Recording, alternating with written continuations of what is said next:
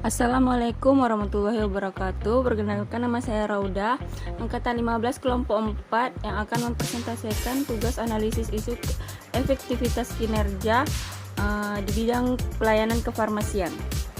Identifikasi isu atau masalah. Yang pertama, terjadinya kekosongan obat. Yang kedua, belum tersedianya etiket. Yang ketiga, kesalahan pemberian obat. Yang keempat, kurangnya SDM farmasi terutama apoteker. Yang kelima, tidak ada monitoring suhu ruangan penyimpanan.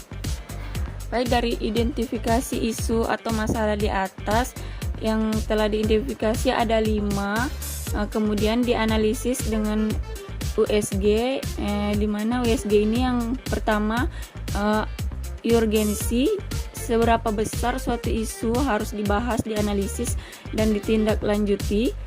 Kemudian seriousness, seberapa serius suatu isu harus dibahas dikaitkan dengan akibat yang ditimbulkan. Growth, seberapa besar kemungkinan memburuknya isu tersebut jika tidak ditangani secara lanjut. Dengan metode analisis tapisan masalah menggunakan metode USG, didapatkan isu dari prioritas masalah tersebut, yaitu kesalahan pemberian obat. Dengan diagram fishbone ditentukan akar masalahnya. Yang pertama, penyebabnya adalah dana, kurangnya dana untuk menyediakan etiket obat. Dan penyebab kedua adalah sistem, di mana sini tidak mengikuti ketentuan SOP, standar operasional farmasi, dan tidak ada double check pemberian obat. Dan penyebab ketiga adalah sarana, itu kurangnya pengetahuan dan ketelitian petugas. Dan yang keempat adalah penyebabnya adalah petugas. Di sini kurangnya tenaga farmasi terutama apoteker. Kemudian dari penyebab tersebut didapatkan akibatnya, yaitu kesalahan dalam pemberian obat. Alternatif pemecahan masalah selanjutnya yaitu dengan analisis SWOT. Yang pertama adalah strength atau kekuatan, adanya petugas farmasi yang berkompeten, adanya SOP yang tersedia sesuai dengan undang-undang farmasi, penyiapan obat yang sudah sesuai. Kemudian weakness atau kelemahan, kurangnya memahami istilah dari SOP.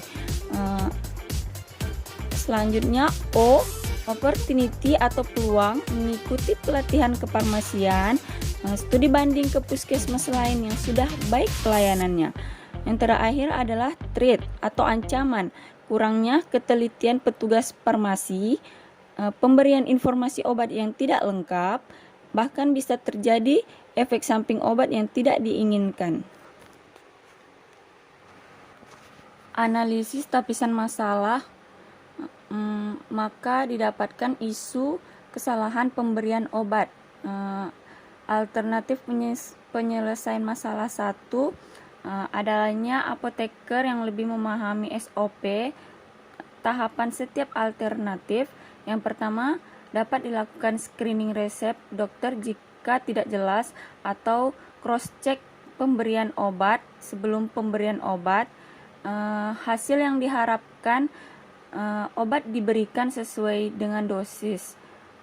Adapun pihak yang berkaitan adalah apoteker atau asisten apoteker, pasien dan keluarga pasien.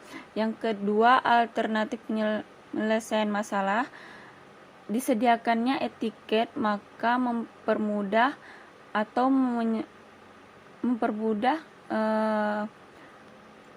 tenaga kefarmasian untuk menjelaskan obat tersebut agar tidak terjadi kesalahan. Tahapan setiap alternatifnya, menyediakan plastik obat, label obat yang berdasarkan sediaan obat tersebut yang sesuai dengan SOP. Kemudian hasil yang diharapkan, pasien atau keluarga pasien lebih mudah memahami atau membaca aturan minum obat tersebut karena adanya etiket. Para pihak yang berkaitan, apoteker atau asisten apoteker, pasien, keluarga pasien. Sekian dari presentasi saya.